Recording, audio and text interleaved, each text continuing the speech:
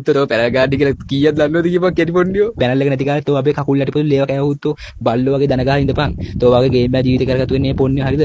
බල්ලෝ වගේ දන ගහගෙන ඉඳපන් පොන්නියෝ මගේ කකුල ලේව කපන් පයිය ලේව කපන් උත්තෝ. කැරි පොන්නේ හරිද? බල්ලෙක් වගේ නම් බල්ලෙක් අන්න එහෙම ඉඳපන් පැනල් එකක් දාලා ගහන තත්ත්වෙට වරින්. අන්න එහෙම නමක් හදාගත්තු උත්තෝ මම හරිද? A few moments later.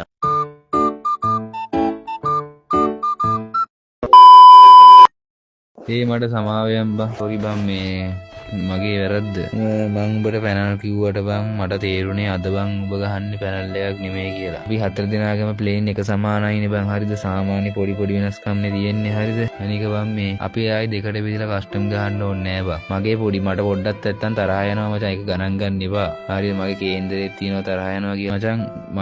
මාත් පට්ට සංවේදී හරිද? එහෙම හිටියට මචං තරහා ගියාට සංවේදී මචං. මට පොඩ්ඩක් නැත්තම් තරහා යනවා බං හරිද? කේන්දරේ තියෙනවා. ඒක හැටි මට. ඒක මං හිතලා කරන දෙයක් නෙවෙයි. ඒක ගණන් ගන්න එපා එච්චර.